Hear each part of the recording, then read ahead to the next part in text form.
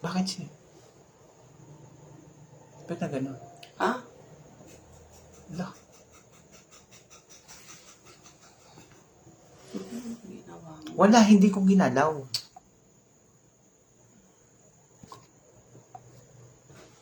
Pinindot mo na yun. Wala akong pinindot.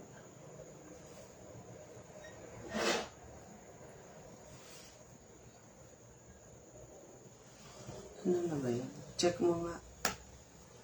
Hala.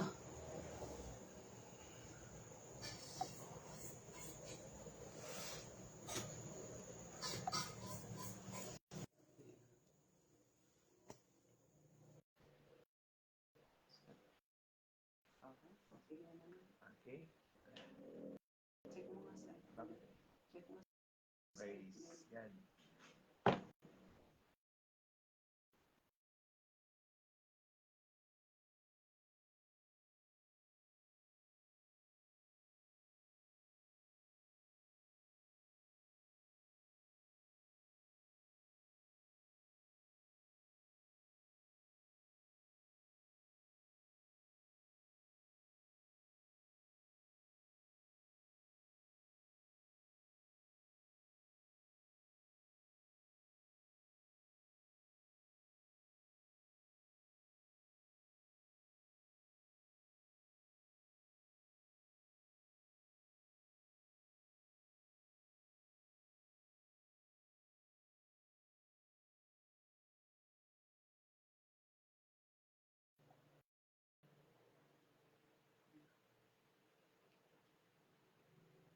Okay. Good morning po. Good morning, Yeah, so everyone. pinagpalang umaga po sa ating lahat. Salamat sa Diyos. Napakabuti ng Panginoon. At tunay nga na napakahalaga talaga ng access sa napakahalaga talaga ng access, 'di ba? At alam mo, ito talagang DLS Live. Ito ay access para ang salita ng Diyos ay mahayag sa maraming mga tao. Yes. Okay? Amen. At ganoon din sa Panginoon talaga. Ang access talaga natin ay ang panalangin. At syempre ito ay morning devotion. So, pinagpalang umaga sa bawat isa sa atin na kanina pa naghihintay. Yes, good Salamat morning sa po. Diyos dahil at long last ay Nakapasok din. iyon. No, Praise diba? God. Salamat sa Okay, Diyos. pasensya na po kayo. Meron po Alright. kayo. Nagkaroon po tayo ng technical Opo, error. kasi pag first time talaga, alam mo, the hardest step is the first. Pero pagka naka-first ka na, naka-take over ka na, may second to the following na. Yes. Ayan. Amen. So, thank you so much. And Yes. so, syempre ngayon, Pastor Ruel. Yes, good Okay. morning, Pastor Malu. Pakilala ka muna. Yes. So, syempre, so, Kami po ang Lopez couple. Yes. Yan. At first time namin po, first day sa DLS Live. Ayan. Amen. So, Lord, we pray na kayo ay nasa mabuti dyan. Siyempre, ang good morning natin, tayo ay may Bible reading. At ngayon, ang ating babasahin ay mula sa 2 Corinthians Yes, chapter 5 and chapter chapter 6. 6. Yan. Sige Ayan. po, makibuklat po kayo sa amin diyan sa inyong Biblia. Okay, 2 Corinthians chapter 5 verses 1 5 and 6. One after the following. Pero tayo manalangin muna at Yes. tayo umawit ng maiksik lang. Ayan. Hallelujah. Lord, napakabuti mo sa amin. At Yes. Amen. sa araw-araw, ang iyong katapatan ay aming nararanasan at namamalas. Amen. Kaya naman sa umagang ito, hayaan mo na ikaw ay aming sambahin at papurihan sa pamamagitan ng awit. Makisabay po kayo sa amin kahit na wala tayong gitara. Alam niyo po, ang presensya ng Panginoon, it transcends everywhere. Yes. Ayan. Amen. At mararanasan natin talaga ang presensya ng Panginoon kapag tayo ay laging connected. Lagi tayong may access sa Kanya. Yes. Tayo po'y sumamba. Katapatan mo, O Diyos, tunay at dakila. Ang pag-ibig mo'y wagas at walang kapantay. Sa aming puso, sa aming buhay, papuri pagsambay, iaalay. Bukas noon ngayon, magpakailanman, luwalhatiin ka. Katapatan mo, O Diyos, tunay at dakila. Ang pag-ibig mo'y wagas at walang kapantay. Sa aming puso, sa aming buhay, papuri pagsambay, iaalay. Bukas noon ngayon, magpakailanman, luwalhatiin ka. Panginoon, kay buti mo sa amin. Ikaw lamang ang tangi kong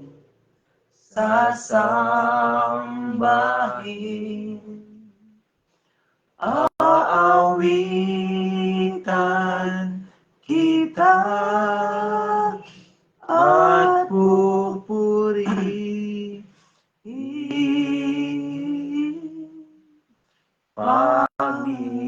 Panginoon, kay buti mo sa amin.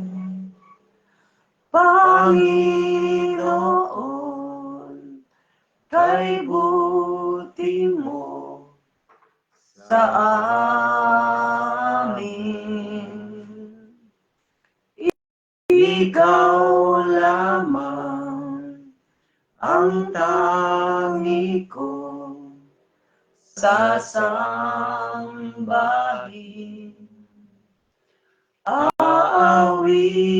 Aawitan kita at pupurihin.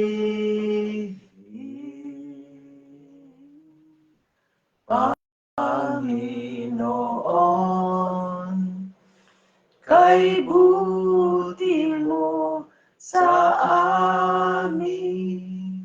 Hallelujah. Opo, Panginoon, Yes. kay buti mo sa amin. Amen. Kay dakila ng iyong pag-ibig. At sa umagang ito, salamat kasi ikaw ay aming inaawitan at ikaw ay aming pinapupurihan. Narito kami, Panginoon, na muling kumukonek po sa inyo.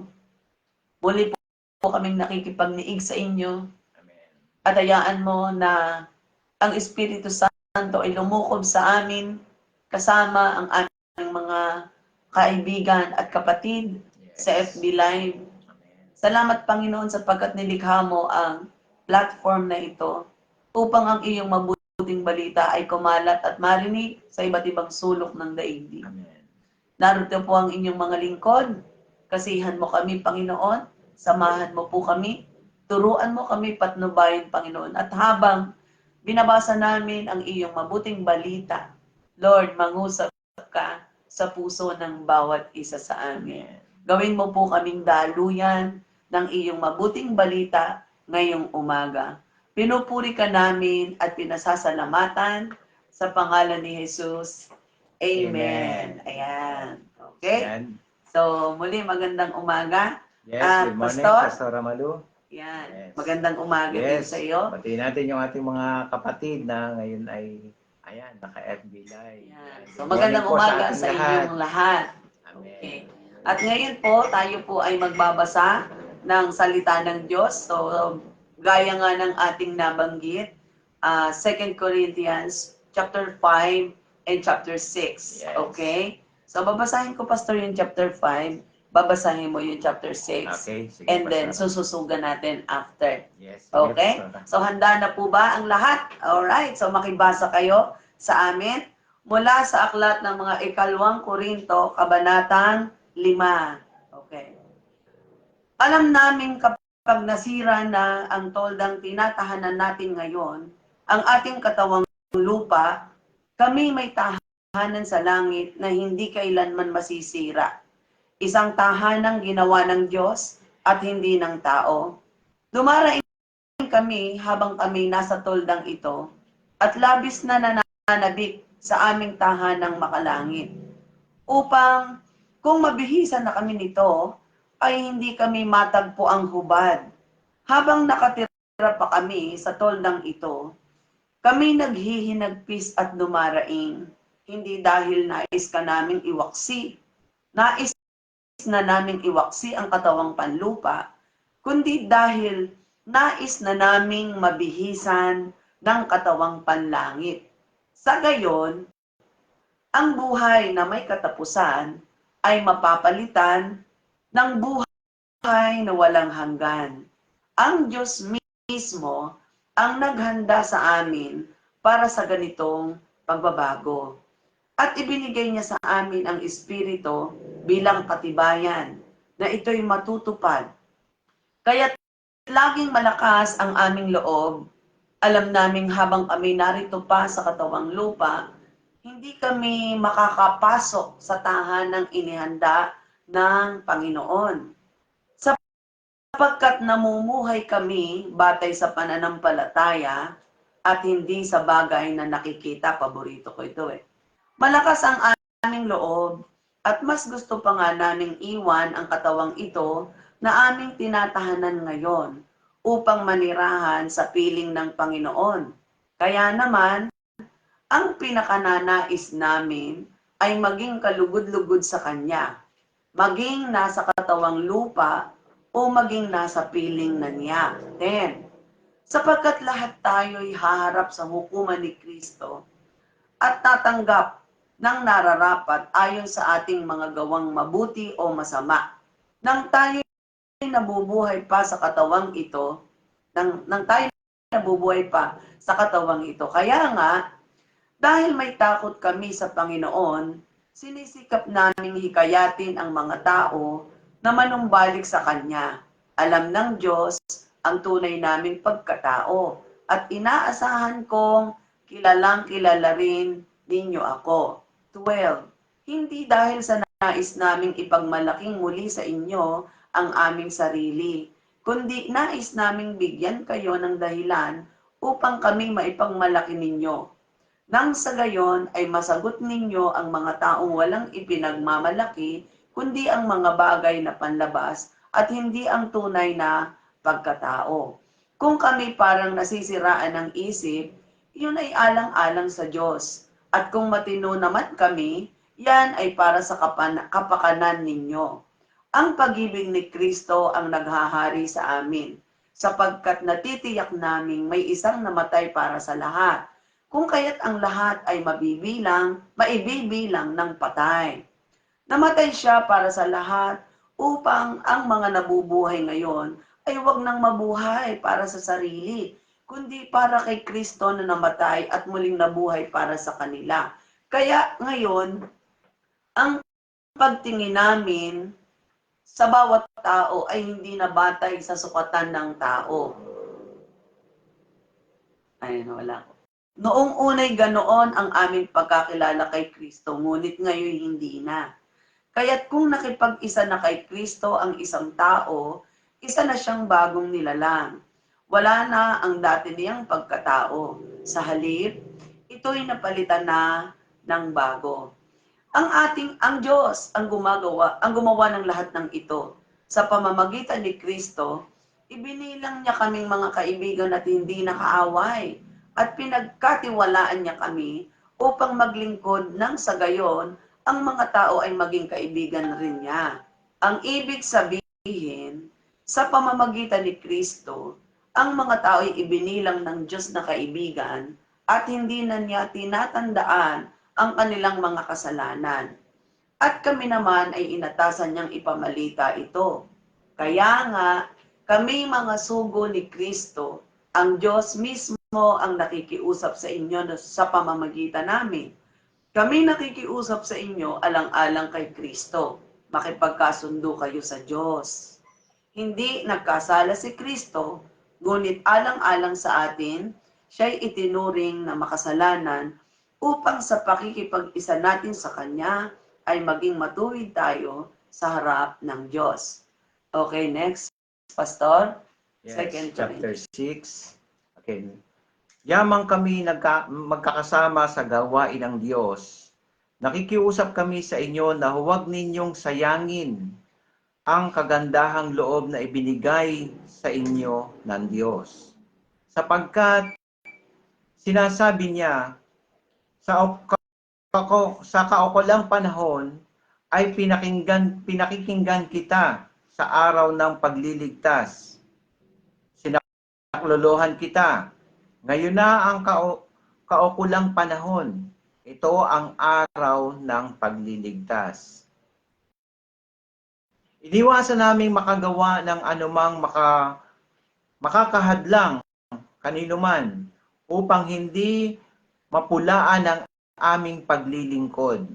Sa halip, sa lahat ng paraan, sinisikap naming maipakita ang aming katapatan bilang mga lingkod ng Diyos. Kami tinayagang magtiis sa lahat ng uri ng kahirapan, kapighatian, at mga kagipitan. Kami hinagupit, ibinilanggo, at binugbog. Naranasan namin ang mga trabaho ng labis, mapuyat, at magutom. Namuhay kami ng malinis, may kaalaman, pagtitiis, kabutihan, patnubay ng Espiritu Santo, tunay na pag-ibig. Tapat na pananalita at kapangyarihan ng Diyos.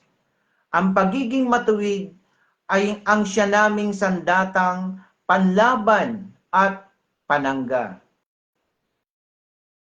Naranasan naming maparangalan at mapahiya, ang laitin at papurihan. Kami itinuring na sinungaling, gayong totoo naman ang aming sinasabi. Hindi kinikilala, gayong kami kilala ng marami. Itinuring na patay na, ngunit buhay naman. Pinarusahan kami, subalit hindi pinapatay. Ang tingin sa amin ay malulungkot, gayong kami laging nagagalak. Mga dukha, ngunit marami kaming tinayaman. Mga walang-wala, ngunit sagana sa lahat ng bagay. Mga taga-Korinto, tapatan ang pagsasalita, tapatan ang pagsasalita namin sa inyo. Binuksan namin ang aming puso sa inyo.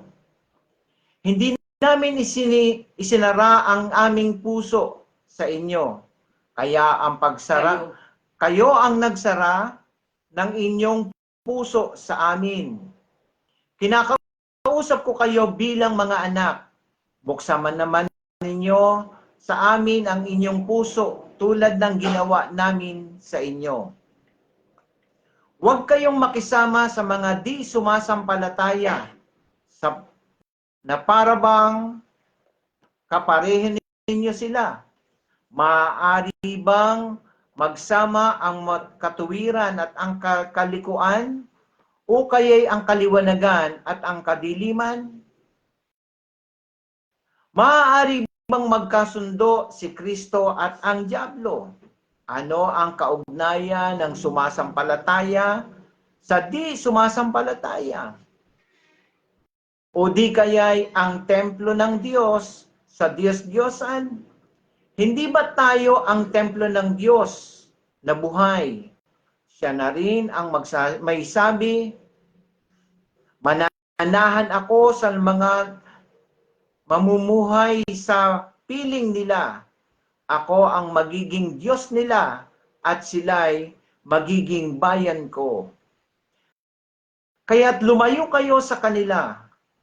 Humiwalay kayo sa kanila, sabi ng Panginoon. Iwasan ninyo ang anumang marumi at datanggapin ko kayo. Ako ang magiging ama ninyo at kayo'y magiging anak ko, sabi ng Panginoon, makapangyarihan sa lahat. Ito po ang mabuting balita ng ating Panginoon. Yun. Ayan. Okay. So, ating susugan o ating talakayin ang ating binasa. So, sabi nga dito sa sa 1 Corinthians chapter 5 verse 1, ang sabi dito, alam namin kapag nasira na ang toldang tinatahanan natin ngayon, ang ating katawang lupa, may tahanan tayo sa langit na kailanman ay hindi masisira. Yes. So, kung makikita po natin dito, ang ating katawang lupa, ito ay temporary dwelling. Ibig sabihin, temporary, pansamantalang tahanan. At ang sabi dito, ang ating temporary na tahanan ay masisira, di ba? Ibig sabihin tayo ay mamamatay. Pero ang sinasabi naman ng salita ng Diyos, ang sinasabi ni Pablo dito, tayo naman daw ay may isa pang tahanan na hindi masisira at ginawa ng Diyos, hindi ginawa ng tao.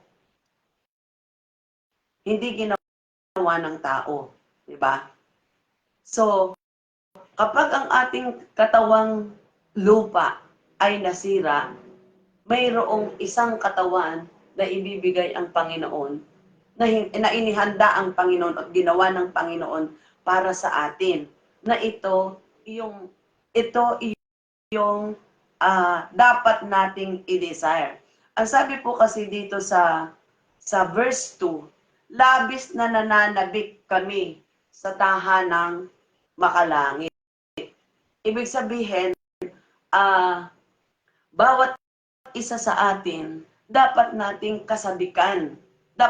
kasabikan ang tahanang hindi nasisira. Naalala nyo ba yung sa John 14, 1, 2, 3, 4? Oo, tama. John 14.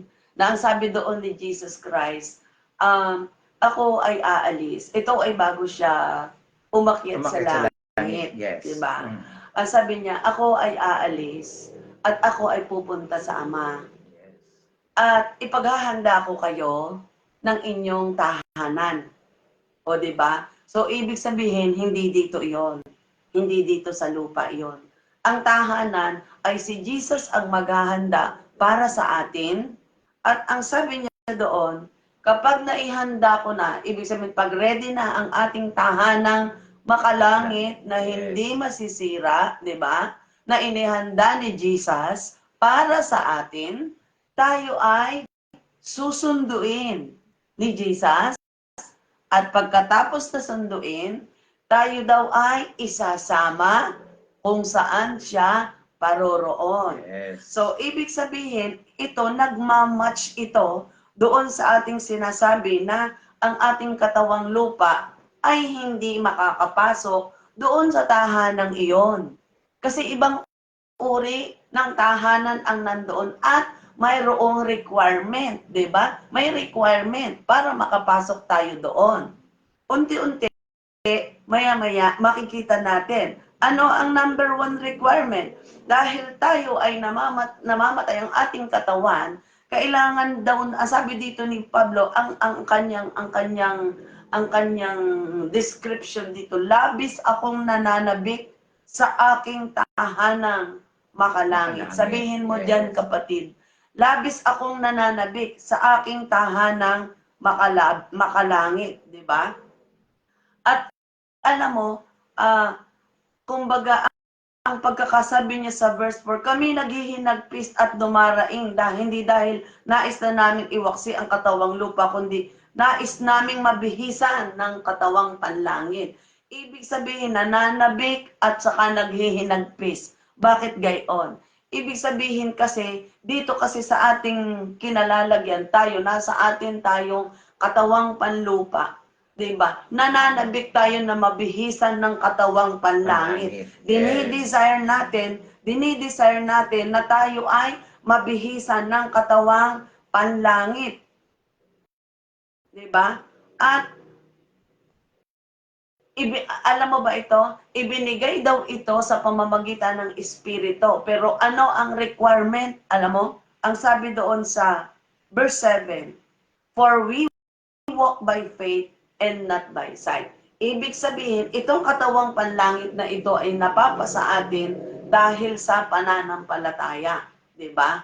So, ibig sabihin, ang requirement para tayo ay magkaroon nito, ang kailangan tayo ay manampalataya sa Panginoong Jesus. Kaya, nagkaroon ng, di ba kaya nga ipinapakilala si Jesus maya-maya makikita natin, meron na banggit sa ilalim na tayo ay ambassador Pero, ating hinihimay ang proseso para bago tayo magkaroon ng katawang panlangit, ang kailangan natin gawin, tanggapin muna talaga si Jesus, di ba? Yes. Di ba, Pastor? Sumampalataya sa Sumampalataya, Kanya. di ba? Yes. Amen. Batay sa pananampalataya, di ba? So, we walk by faith. So, ibig sabihin, para tayo mabihisan, we walk by faith and not by sight. Yes.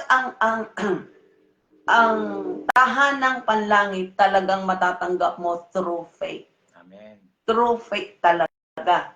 Kaya nakakatuwa yung mga naandito alam niyo po ba, napakalaki ng pananampalataya ng bawat isa sa atin kasi bakit?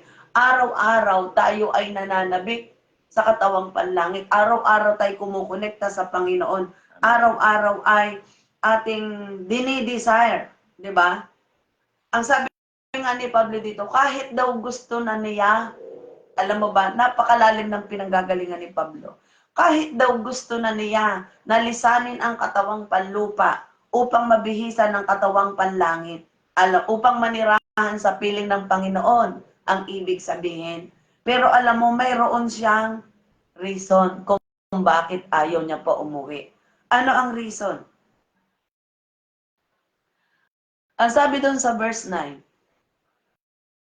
therefore, we are also laboring to be well-pleasing to Him.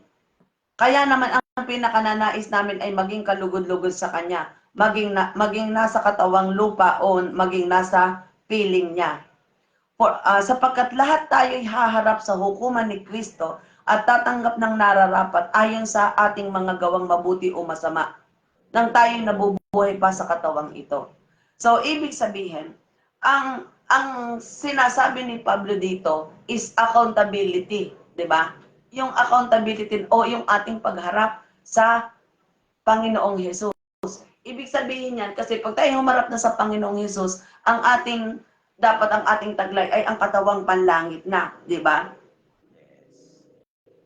Dapat, pagdating ni Jesus, tayo po ay masusumpungan at tayo po ay makakasama niya. Di ba? Anong ibig sabihin noon? Tayo ay kaisa niya sa pamamagitan ng ating pananampalataya. Kasi ang babalikan lang po ng Panginoon para tayo ay makarating doon sa ating tahanan, sa pangalawang tahanan, ang babalikan lang niya ay yung mga naging tapat na sumampalataya at sumunod sa Kanya. Yan po talaga ang requirement. Kaya nga sabi dyan, for we walk by faith and not by sight. Bakit may nakalagay na we walk by faith? Kasi hindi pa po tapos ang ating paglilingkod, ang ating paglalakbay.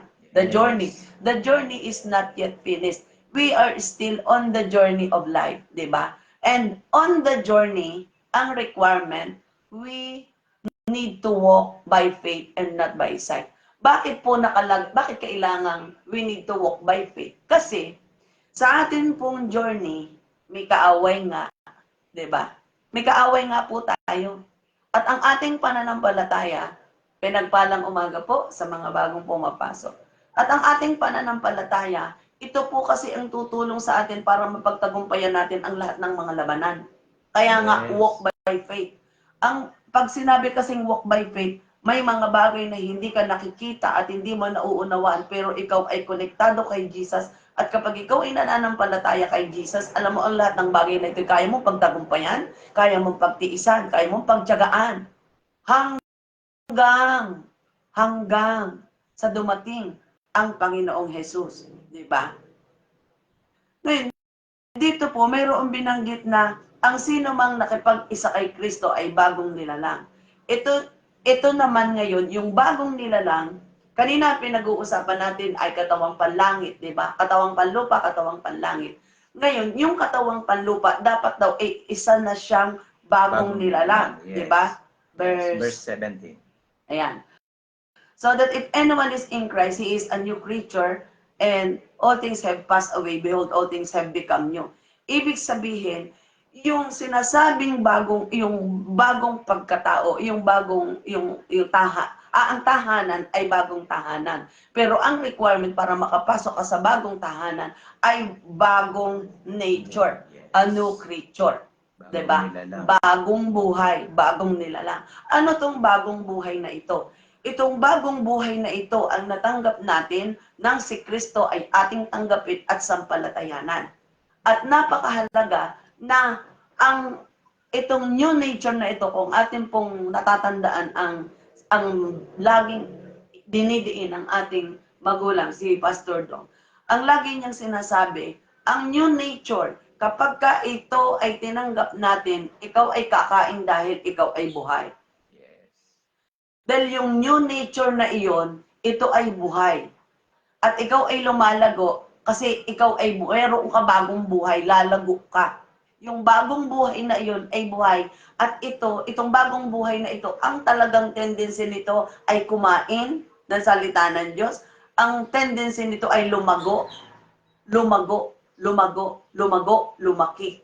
Diba? At sumunod sa kalooban ng Diyos. Yung new nature na ito ang nagpa-flash out sa ating lumang nature. Ano ba iyong lumang nature? Ang lumang nature kasi, ito yung lumang pagkatao sa Tagalog, o kaya sa ibang term ay lumang paraan ng pag-iisip, o yung mga pinaniniwalaan, lumang paraan, the old way of thinking. Na kapag tayo nakipag-isa kay Kristo, tayo ay binigyan ng bagong espiritu, bagong puso. I will give you a new heart, sabi sa Ezekiel, di ba? I will give you a new heart, a new spirit, di ba? Ayan. So, ito ngayon, yung bagong espiritu na ito na ngayon yung espiritu ng liwanag, di ba? Ito yung may liwanag na nagpa-flash out sa lahat ng mga dilim o sa lahat ng mga old way. Napalitan na ang paraan ng pag-iisip. Ano ang ipinalit? Ang ipinalit ay ang paraan nitong bagong espiritong ito. Ang pamamaraan nito ay ang pamamaraan ng Panginoong Hesus. Kaya nga, we are accepting it through faith. At ito ding espiritong ito ang naghugas sa ating mga ito ang naghugas sa ating mga kasalanan, kaya tayo ay we are made righteous by God through Christ. Amen. 'Di ba? Tayo ay naging mabuti at matuwid sa harapan ng Panginoon sa pamamagitan ng Panginoong Hesus. Ngayon, ang nakalagay dito is itong spirit na ito, which is kung ating titingnan sa John 1, ang spirit na ito yung salita, di ba? Itong salita na ito, ang sinasabi doon, ang salita ay liwanag, di ba? Yung liwanag na yan, dahil espiritu nga siya, ang spirit, kapag iyan ay tinanggap mo at pinaghari mo sa puso mo, yung lahat ng mga dilim sa iyong isip at sa iyong kalooban at sa iyong kaluluwa, tinatrabaho ng Espiritu Santo in the realm of the Word of God. Diba? In the realm of the Word of God, Kaya nga napakahalaga na yung espiritu o ang salita ay ating kinakain. Kasi bakit? 'Di ba sabi doon sa first 2 Corinthians 4 ba 'yon? Ang salita daw ng Diyos dapat hindi sa bato nakasulat. Dapat daw ay sa puso nakasulat. Amen. Hindi sa tablet. The words of God should be written in the tablets of our heart, not in the tablet of stone. Ito kasi, Pastor, ang nangyayari sa ngayon. Di ba? Yes, so Saan nakasulat ang mga salita? Ang mga salita ngayon ang tinitingnan ng mga tao ay yung nasa bato, pero hindi nila nakikita na ito'y inilalagay ng Diyos sa puso natin para ito'y lalo nating masunod, para ito'y lagi nating masunod. Ito'y inilagay ng Diyos sa ating puso. Kaya nga laging sinasabi ng salita ng Diyos na nilayin natin, pag-aralan natin ang salita ng Diyos. Kasi ito talaga yung requirements na nais ng Diyos na makita sa atin. Ang sabi ng salita ng Diyos doon po sa verse 17, ang sabi po doon, kaya't kung nakipag-isa na kay Kristo ang isang tao, isa na siyang bagong nilalang. Wala na ang dati niyang pagkatao, sa halip, ito'y napalitan na ng bago. So ito po yung nais talaga na ganapin ng Diyos sa atin. Saka Pastor yung kasing karamihan kasi ngayon ay ang salita, ito sa mananampalataya ito mga kapatid. Sa mga mananampalataya, ang salita ay nakasulat sa bato. Di ba? Kaya nga, yung pinag-aralan natin kahapon sa devotion, yung bang marami sa atin ang salita hindi nakasulat sa puso. Kasi 'di ba, kung inyo pong babasahin yung 2 Corinthians 1 Thessalonians 2:13. Ang sabi doon, ang bisa ng salita ng Diyos ay nakikita sa mga buhay ninyo. Ibig sabihin, ito din yung sinasabi doon sa 1 Corinthians chapter 4 o 2 Corinthians chapter 4 na ang salita ng Diyos ay nakaukit sa puso. Diba? Ibig sabihin, ang salita ng Diyos ay nagsalita sa buhay ko at sa buhay mo at ang bisa ay nakita dito. At tayo daw ay Bibliyang binabasa ng mga tao. Ibig sabihin, ang salita ng Diyos sa atin nakasulat. Saan nakasulat? Sa atin. Nakasulat sa ating puso at binabasa ang buhay natin. Diba? So, kanina yung sinasabi ko na ang salita ay liwanag at ang salita ay espiritu, ang salita ay liwanag. Kapag kumain ka ng liwanag, kapag kumain ka ng salita, ang salita ang magliliwanag sa iyo at sa akin. Anong gagawin ng salita? Liliwanagan ng Espiritu Santo ang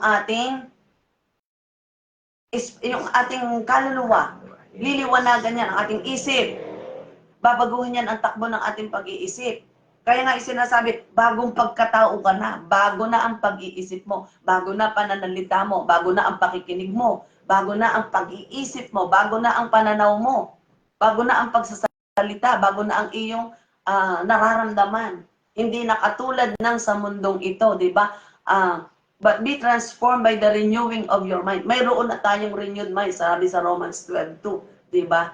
Kasi napakahalaga po iyon. Ito talaga ay related doon sa tahanang panlangit at bagong espiritu. Yun yung dalawang requirement at ang requirement ay pananampalataya. Now, yung espiritu na nagliliwanag sa atin ay salita na ating pinakikinggan na isinusulat sa ating puso. Iniimbak natin, isinusulat natin sa ating puso. Na minsan, alam niyo po ba, kahit na minsan hindi mo alam kung saan nakalagay ang salita, pero alam mo, kaya mong ipangusap, kaya mong ipahayag ang salita ng Diyos. Bakit? Kasi naimbak ang salita ng Diyos sa puso. At kapag ikaw ay nangusap, iba na, salita na ng Diyos ang iyong ipinangungusap. Diba? So, we are a living Bible. We are a new creation. The old has gone, the new has come. Diba? Ngayon, kapag tayo ay nakapagpatuloy dito sa bagong nature na ito, alam mo po ba, lalago ang ating pagkakilala sa Panginoon. Di po ba? Kaya napakahalaga na ang salita ay sa puso titik, hindi sa bato. Yes. Paano ba natin nasasabi na ang salita ng Diyos ay sa bato nakasulat, Pastor? Yes. Kaya sinasabi dito na kapag ang salita ay sa bato nakasulat, ibig sabihin, ito'y hindi pa nakikita sa atin. Hindi pa natin isinasabuhay. Kaya Pero Pastor, sinasabi, nakikinig. yes, oo, marami mga ganyan, Pastora. Maraming ganyan, mananampalataya na, matagal ng mananampalataya. Sabihin natin, mga naglilingkod na nga sa ubasan ng Panginoon. Pero yung salita, kumbaga parang naririnig lang. Narinig lang, tapos Ipinapahayag din. ipinapahayag, sinasabi ng Diba? mga labi. Sinasabi din. Yes, pero sa pamumuhay, ay parang sa bato pa rin nakasulat. Kasi hindi nga nakikita sa kanyang buhay. Na Kasi buhay ang naririnig, salita. nakikinig, pero hindi Hindi naririnig. naririnig. Yes. So, Nakikita, pero Pero hindi hindi nakakakita. yes. Ang sabi nga natin Diba? mga pastor, huwag nating pilitin na ipakita ang salita na ating nababasa. Ito talaga, pastora, kapag sinabi natin na buhay yung salita ng Diyos na lagi alam naman natin na buhay ang salita ng Diyos. Pero kapag pinipilit nating ipakita, kumbaga parang hindi pa, sa bato pa yan nakasulat. Pero pag ito'y nagre-reflect na sa ating buhay, nakikita natin. Kasi hindi natin kailangang sadyain na ipakita. Mahihirapan po tayo kapag sabihin po natin na kailangang makita ito ng aking mga kasamahan, ng mga kaibigan, ng mga kapatid. Ito po ay kapag sinabi po natin talagang buhay na ang salita ng Diyos sa ating buhay, kahit hindi mo ipakita, makikita at makikita po sa atin. Kasi ito na po yung nature. Ito nga po ang sinasabi ng salita ng Diyos na yung nature po na nais ng Diyos sa atin ay ipakikita mo, normal lang makikita sa iyo. Pastor, habang ikaw ay nagsasalita, merong nagko-quicken sa akin. 'Di ba sabi mo hindi hindi mo dapat ipakita. Alam mo, Yes. ang gusto kong sabihin dito, ang dapat nating intentional na gawin ay yung pagsunod doon sa salita. Yes. Dahil hindi mo na kailangang ipakita. Yes. Kapag sinunod mo ang salita ng Diyos sa pamamagitan ng pananampalataya mo, makikita Makikita ang talaga. epekto. Yes. Kasi bakit? Ang espiritu o ang salita ay mayroong kapangyarihan para baguhin Amen.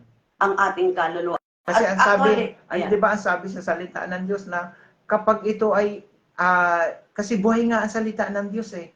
Kapag ito ay nagmanifest na sa ating buhay, talagang makikita talaga sa atin. Kaya nga sabi doon, tayo yung magiging liwanag eh.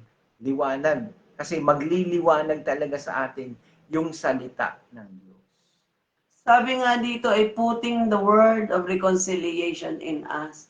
Kaya napakahalaga po kasi talaga na ang salita ng Diyos o ang liwanag o ang Panginoong Hesus, ito talaga ang ating sampalatayanan. Yes. At Amen. yung new nature, ito po ay dapat nating, alam mo, dapat ay tayo ay maging mapagbantay. Amen. Kasi meron dyan sinabi na we are hard-pressed, we are humiliated, we are embarrassed. Diba? Yun yung nakakahapis kapag ka ikaw ay naandito pa sa katawang lupa. Kasi kapag ikaw ay meron ng new nature, diba? Kapag ikaw ay follower na ng Panginoong Hesus, tayo ngayon ay nagiging ambassador na. Yun yung huling point. Amen.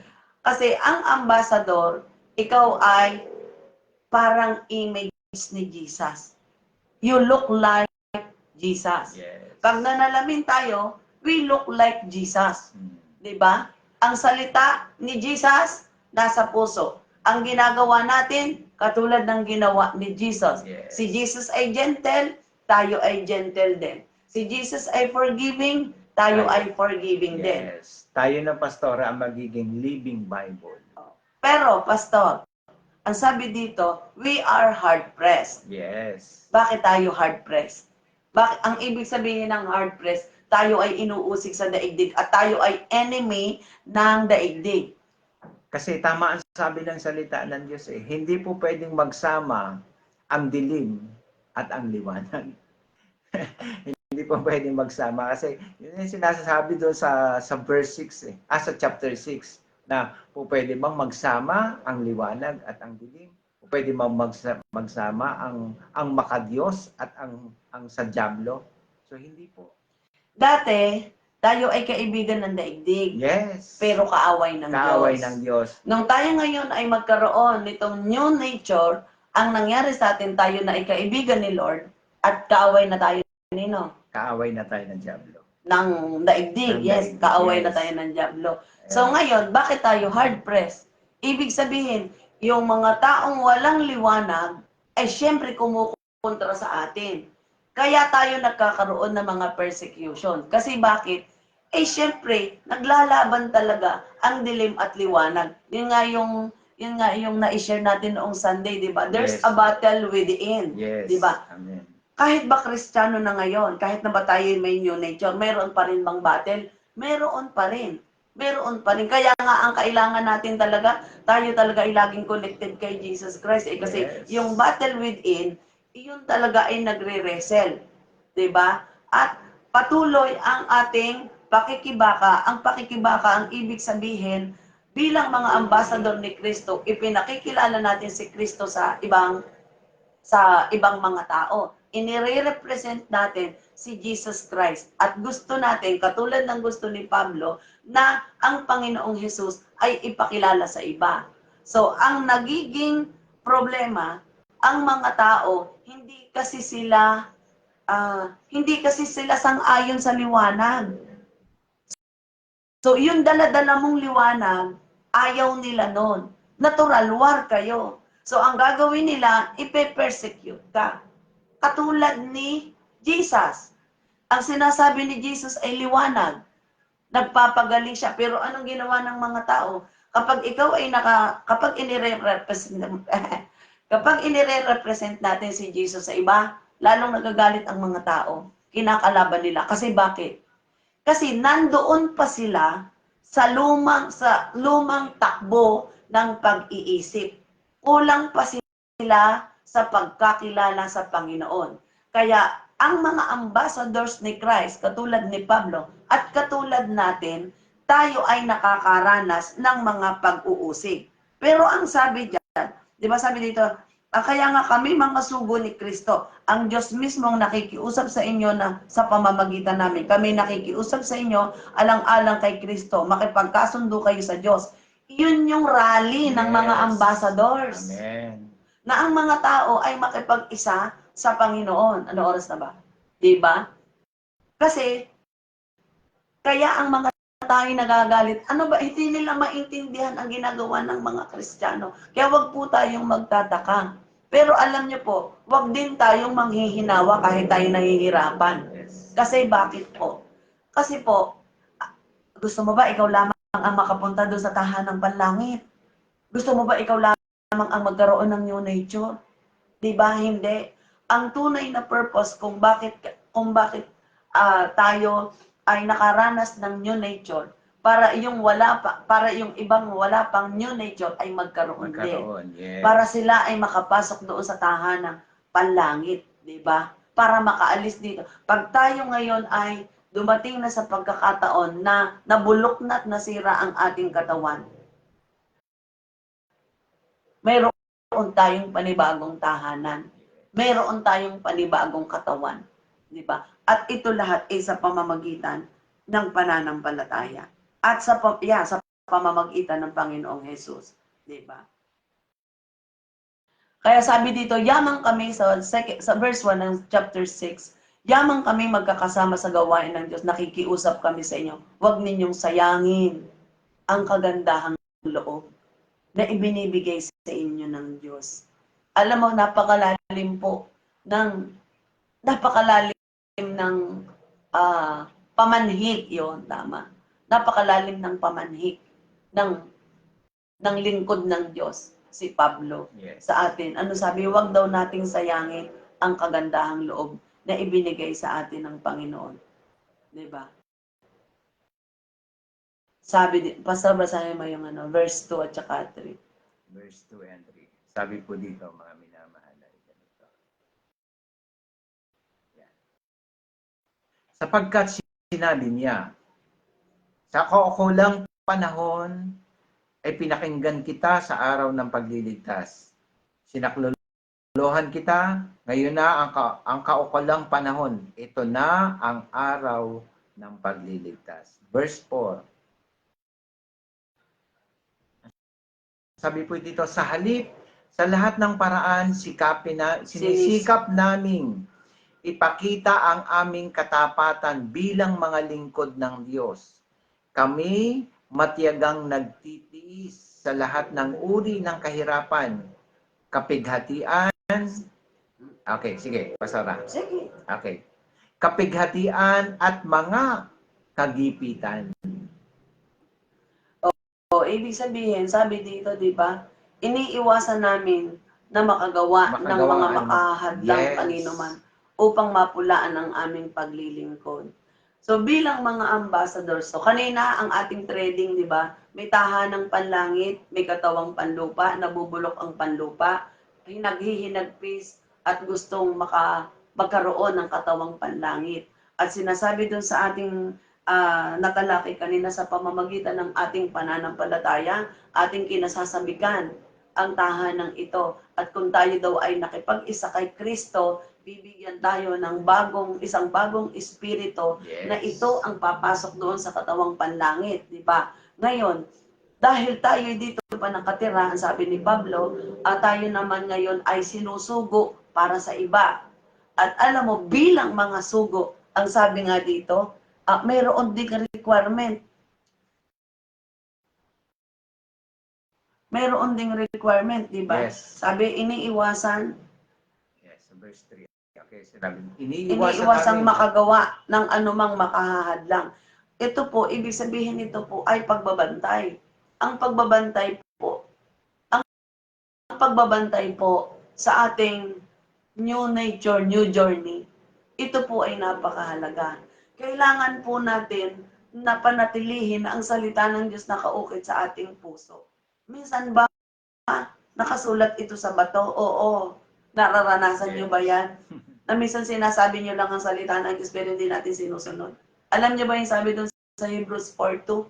Ang Hebrews 4:2 ang sabi, hindi nila napakinabangan ang salita ng Diyos. Bakit? Hindi nila tinanggap. So, ibig sabihin, kailangan ay mapakinabangan natin ang salita ng Diyos. Di ba? Mapakinabangan at makita ang bisa ng salita ng Diyos sa ating mga buhay.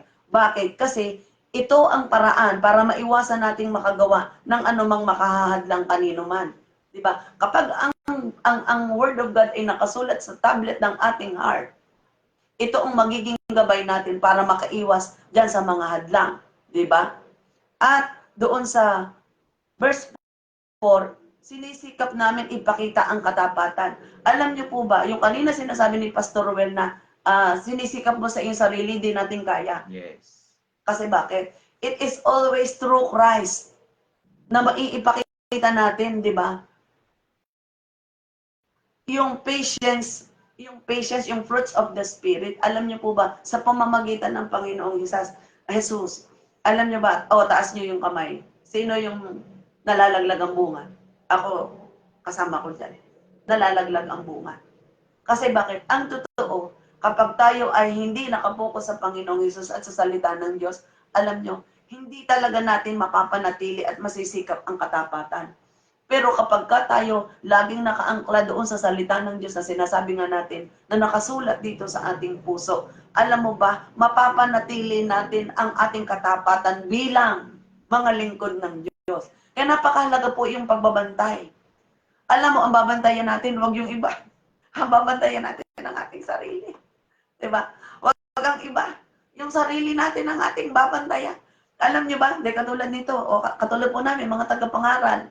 Alam nyo po ba, hindi pa nga natutuyo ang aming laway sa pagsasalita. Maya-maya, nararayan ang pagsubok. Kailangan namin bantayan ang aming mga motibo ng aming mga puso, yung aming pasensya. Kasi maya-maya, iikas yan. Iigas. Kasi kapag, katulad ho namin, kaya ang aking example ay kami na nangangaral kami. Alam niyo po ba maya-maya, nakikinig din ng kaaway. Titingnan, yung ba sinabi mo, kaya mo gawin. Kasi ang checker po niyan, pagka ikaw ay wala na sa ere, Pag wala ka na sa pagpapahayag. Pag ikaw ay nasa aksyon na, ito na ang gauge. Ito na yung evaluation. At dito makikita mo naman ito sa bunga. Magagala ka kapag ikaw ay nasunod at nakapagtagumpay ka pag hindi nalaglag ang bunga. Ibig sabihin, kapag hindi nalaglag ang bunga, ang salita nasa tablet of the heart. Yes. Pero alam mo, pag nasa tablet naman, parang bumabalik. Kasi may likas ang tao di ba? Kaya, ibig sabihin, ang gusto kong puntohin dito, sa biyaya ng Diyos natin na iipakita ang katapatan bilang mga lingkod ng Diyos. Next, kami matyagang nagtiis sa lahat ng uri ng kahirapan, kapighatian, at mga kagipitan. Transition, di ba? Alam mo, yung katiyagaan sa pagtitiis dito sa transition, saan yan galing? Kay Jesus galing yan sa salita ng Diyos. Di ba? Sabi doon sa kaya't hinagupit, ibinilanggo, binugbog, naranasang magtrabaho ng labis, mapuyat, magutom, namuhay kami ng malinis, may kaalaman. Yan, ito, di ba? Naranasan daw nila yung lahat ng hirap. Pero verse 6, namuhay kami ng malinis, may kaalaman, o di ba? Malinis, holiness, purity, pure, holy, di ba? Yung purity na yan, alam niyo po ba, dapat po, papanalangin niyo kami mga pastor? O tayong lahat, papanalangin niyo kami. Alam niyo po, napaka-vulnerable po natin. Napaka-vulnerable natin. Dapat bantayan natin ang pagiging pure, yung pagiging malinis, sa kilos. Alam mo, minsan, mayroong kang kilos, wala kang motibo, pero sa tingin ng tao, mali. Paglingkod ka ng Diyos, alam nyo, hindi pwede, ang pwede na. Kasi alam mo, ang inire-represent natin is a holy God. Di ba? Kaya ang malinis, di ba? May kaalaman. Pag may kaalaman ka, alam mo ba, ang kaalaman, hindi mo sariling katwiran. Hindi katwiran natin. Katwiran ni Lord. Di ba? Kaya nga napakahalaga yung panalangin dun sa Ephesians na mabuksan ang ating mata ng pangunawa. Bakit? Kasi ang salita ng Diyos kapag hindi pangunawa ng ating spirit, ang hirap maunawaan. Kaya hindi makita ang bisa sa atin ng salita ng Diyos, hindi natin masyadong maunawaan. Kasi bakit? Sarado, may piring. Di ba? Sabi doon sa Corinthians yun nakasulat sa bato ang salita, may talukbong. Pastor, ano ba pagka ba may talukbong ang isang Kristiyano, ano ba nangyayari? Hindi mo makikita yung nasa harapan. Okay. Pagka ikaw ay nakatalokbong. Kaya nga ang sabi ng salita ng salita ng Diyos, unveil. I-unveil natin. Kailangan yung talokbong ay mawala. Okay. Paano sa pagsasabuhay yun, Pastor? Sa pagsasabuhay po natin ay kailangan talaga lagi tayong nakatutok sa salita ng Diyos. At ito lagi ang ating ginagawa sa ating buhay. Kasi dati ba, Pastor, may piring tayo? Dati may piring tayo, Pastor. Pero paano naalis yung piring natin? Naalis Hindi ko kasi pwedeng sabihin ikaw lamang Pati ako may piring. Yes. Di ba? Tama ba mga kapatid? Di ba? Yes. Katulad nga po ng ating pinag-aaralan. Katulad ng ating pinag-aaralan. Una, siyempre, magkaroon tayo ng pananampalataya sa ating Panginoon. Kasi ma-unveil lamang po tayo, mawawala yung ating mga talokbong kapag tayo po ay naliwanagan ng salita ng Diyos. Yung liwanag ng salita ng Diyos, ito po yung mag-aalis ng takip, ng piring. Parang pitik bulag yun Yes. O, di ba? Pag pitik bulag ang salita ng Diyos, mapitik man kung saan. Yes. Tama ba? Laro ng mga bata yung pitik bulag. Yes. O, di ba? Sa atin po bilang mga lingkod, bilang mga ambassador, hindi po tayo po pwedeng, yung sinasabi ni Pastor, na pitik bulag. Hindi po. Kailangan po ay talagang pagsumikapan po natin na katulad nga doon sinabi ni Pablo, yes, mamuhay kami ng may malinis, may kaalaman, pagtitiis. Ayan, tatapusin lang natin dito. Ano ba tayo? Hanggang ano oras ba tayo?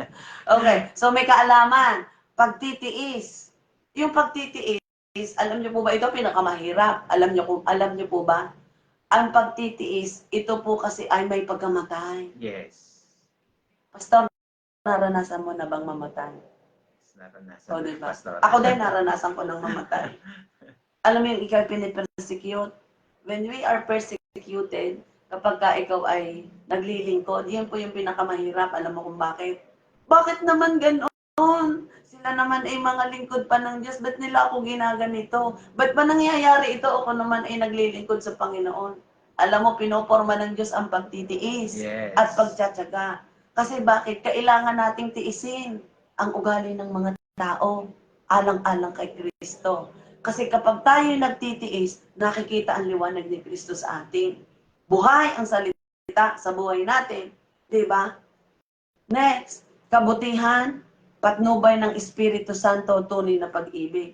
Isuma na natin ang tunay na pag-ibig. Pastor, kailan mo naranasan ang tunay na pag-ibig? Ang tunay na pag-ibig po ay naranasan ko lang nung ako ay totally nakipag-isa sa Yo, ating Panginoong Jesucristo. di ba? Mararanasan po natin tunay na pag-ibig na ito. Yung bang, Paano mo talaga actual na naranasan yung nung makipag-isa ka, ano nangyari sa iyo? nung makipag-isa ako sa ating Panginoong Huwag mo nang ikukwento yung istorya mo, ha? Ay, Yung abutin, pakikipag-isa. abutin tayo ng Yung dalawang araw. pakikipag-isa lang. Ang pakikipag-isa po sa Panginoon, doon ko po naranasan na yung bang binago ng Diyos ang aking buhay. Siyempre, ako po ay napakalaki po ng ating participation. Bakit po? Siyempre, babaguhin tayo lamang po ng Diyos. Mababago lamang po ang ating buhay kung tayo talaga'y makikipag-isa sa ating Panginoon. Paano ka nakipag-isa? Nakipag-isa po ako sa ating Interesado ako. Saka sila din interesado. Yes. Oh. Nung inamin ko po talaga sa ating Panginoong Jesus. Sa Kanya ko po inamin yung aking mga pagkakasala noon. Totally, nagpakumbaba po ako sa Kanyang harapan. Ako po ay, ang ginawa ko po ay talagang isinurrender ko po sa Kanya ang aking sarili. At doon ko po, repentance, yes, surrender. Ano pa? At siyempre, yung salita ng Diyos na aking napapakinggan, yun yung aking isinabuhay para, ang sabi nga dito ay, yun, para mabago, yan, sa yan, patnubay, yes, patnubay ng Espiritu Santo. Kasi verse 6 po yun, yes, chapter 6. Hindi po natin talaga ito magagawa sa ating sarili.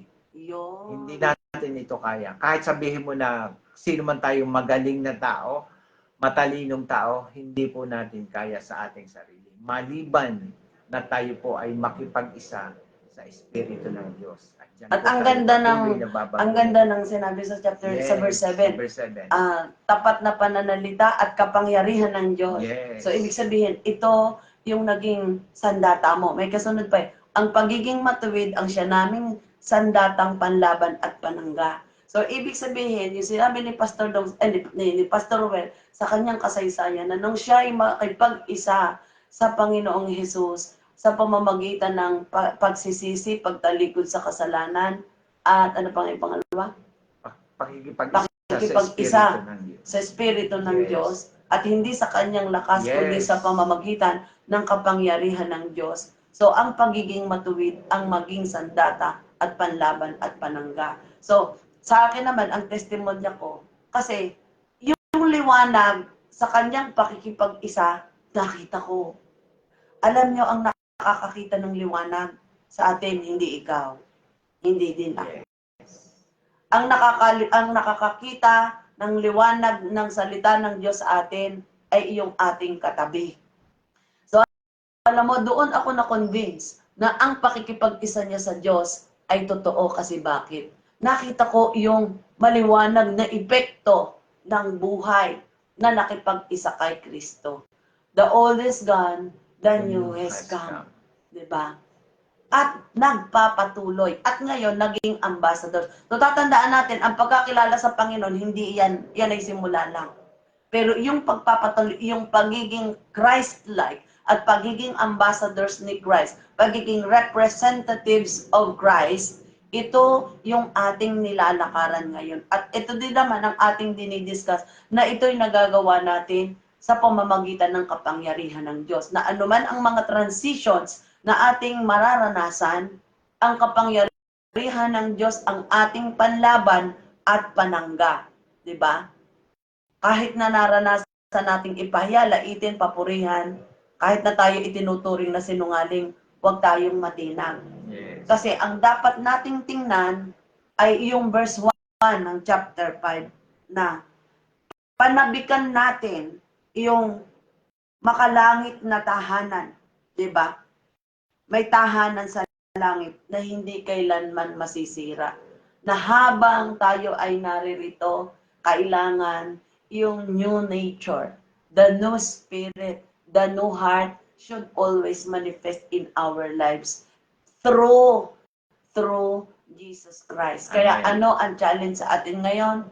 Magliwanag ka sa buhay ko, aming Ama. Yes. Sa lahat ng panahon, Diyos ka sa amin. Sa lahat ng oras, nariyan para sa amin. Panginoong Jesus, maghari ka. Magliwanag ka sa buhay ko, aming Ama.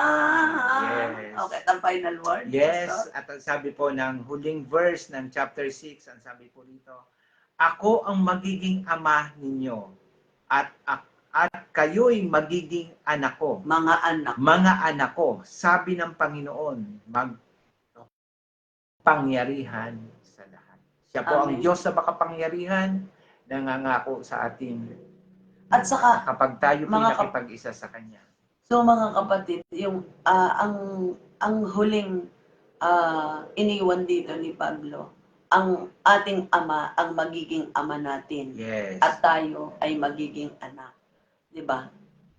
At kaya tayo ay mayroong ganito dahil tayo ay kanyang mga anak. Yes. Mayroon tayong access sa kanya. Kanina, kaya kami hindi makapag-air, wala kaming access. Hindi namin alam. May access na pala kami, pero hindi namin alam. Pero ngayon, alam natin ang access, di ba? May access na tayo. Yes. Alam na natin kung paano tayo kukonekta sa Ama. Alam na natin tayo ay kanyang mga anak. Kaya ano ang kailangan?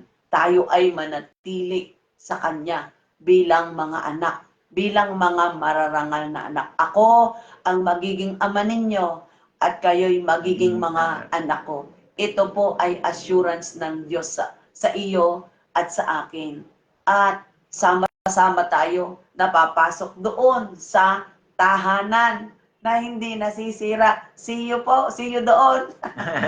Yes. Pero hindi natin alam kung kailan ang panahon. Pero see you, 'di ba? Ito yung ating hangarin, 'di ba? Kaya sa umagang ito, maraming salamat sa Panginoon. Yes. Tunay nga, O Diyos, na sa aming mga buhay, kami nagpapasalamat dahil ang iyong biyaya sa amin, yung himala ng bagong buhay sa amin, napakalaki, napakaganda nito, Panginoon. Isang himala na kami ay magkaroon ng bagong buhay sa iyo. At isang himala na kami ay nakakapagpatuloy sa bagong buhay na ito. All of this is because of your love. And all of this is because Jesus Christ loved us, O God. Jesus Christ demonstrated your love for us. And Lord, what we are praying right now, may you find us faithful, O God, until the time that Jesus Christ comes. Na hindi lamang kami, kundi marami pa kami, Panginoon, na mga makakasama. Yes. Amen. Suguin mo kami sa mga tao na nakapaligid sa amin, na nais mo, Panginoon, na makasama din namin doon sa tirahan, sapagkat kami naniniwala ang pintig ng puso mo ay bawat kaluluwa. Kaya, Panginoon, ngayong oras na ito, sa lahat ng aming mga kasama dito na nakikinig o nanonood o kasama namin sa devotion na ito, Panginoon, ang aming dalangin, kami, Panginoon, ay iyong pagsuguin. Yes. At bawat isa, Amen. kasihan kami ng Espiritu mo bilang katibayan, bilang selyo, bilang kapangyarihan ng salita ng Diyos sa buhay ng mga tao. Lord, pahiran mo ng anointing ang bawat labi ng aking mga kapatid upang sa bawat paghayo namin at bawat pagsasalita, Panginoon, ay magkaroon, Panginoon, ng power ang salita ng Diyos, magkaroon ng bisa sa buhay ng bawat isa. Lord, ang aming aim, ang salita ng Diyos, hindi masayang ang kagandahang loob mo, kundi maranasan na, Panginoon. Makita ang bisa ng salita ng Diyos sa aming mga buhay. 1 Thessalonians 2:13, Panginoon, mabuhay sa amin. At Lord, sa aming araw-araw na pamumuhay, maituon namin araw-araw ang aming focus sa inyo.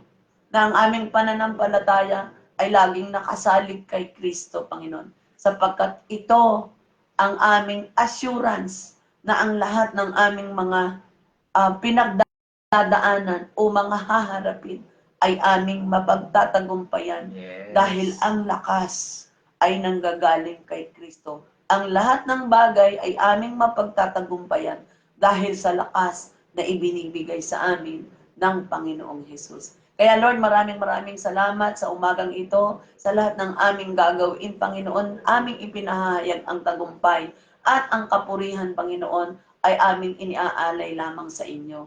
Pagpalain mo ang lahat ng gagawin ng aming mga kapatid, anumang mga transaksyon, Panginoon. Salamat, Panginoon, sa tagumpay, sa intervention. Salamat sa bukas na connection. Salamat po, Panginoon, sa divine connectivity, O Diyos. Salamat din, O Diyos, sa mga may karamdaman na ngayon, Panginoon, ay iyong pinagaling na, Amen. pinadaloy na ang Yes. kagalingan sa pangalan ni Amen. Jesus. At salamat din, O Diyos, sa mga relationship na nagkakaroon, Panginoon, ng misunderstanding. Lord, ang sabi mo, ang Panginoong Jesus ang nagdudugtong at nagbubuo ng lahat ng relasyon. Na katulad ng ginawa mo sa amin, ako ang magiging ama ninyo at kayo magiging mga anak ko. Yes. Lord, ito yung relationship na binubuo mo, ini-establish mo sa aming buhay. Kaya Lord, kami nagpapasalamat, Panginoon, sa inyo. At aming maingat na ibinabalik ang papuri, pasasalamat at pagsamba sa pangalan ng Panginoong Jesus. Ang lahat po ay magsabi ng Amen. Amen. Praise God. Ayan. Okay, So, maraming muli- salamat po. Salamat po sa lahat po na antabay at nakasama po namin ngayon sa umagang ito sa ating Bible reading, sa ating devotion. Devotion, yan. Yes. At hanggang sa muli po, tayo po ay magpatuloy araw-araw, lagi po tayong sumubaybay at hayaan po natin na ang Diyos ay patuloy na mangusap sa bawat isa sa atin. Ayan, so kung kayo naman po ay napagpala sa mensahe o ang Diyos ay may inireveal sa inyo, meron po kayong gustong i-share o ibahagi. Yes. Sa Daily Life Sharing page po ay mayroong link na isinend sila. So you can tap the link and then fill out the form and your comments and your sharing or Yes. testimonies will be aired accordingly. So, i-collect po nila yan para basahin, para ma-edify ang bawat isa sa atin. At syempre, maging excited tayo araw-araw. So, masarap pala dito sa DLS Live. Yes. First time po kasi namin eh. Kaya panabikan po natin ang ating morning devotion. At syempre, pagkatapos po nito, ito ay mayroong continuation saan? Sa 24/7. Amen. Kaya salamat sa Panginoon. Palakpakan natin ang Diyos. Yes, maraming salamat po, Pastor Dong, Pastor May, sa opportunity na ibinigay niyo po sa amin. Mapagpala po tayong At pagpalain kayo sa inyong mga misyon at maraming mga tagumpay ang inyong iuwi para sa karangalan at kapurihan ng Panginoon. Amen. Amen. Yes. Ayan. So, hanggang sa susunod, ang ating pong ay every Tuesday. Yan po yung ating slot. Every Tuesday, 5 to 6. So, pagpaumanhin po ninyo kung kami na rin. Sa susunod na Martes, normal na yan. Alam na namin ang Yes. access. Okay. Salamat po. God bless us all.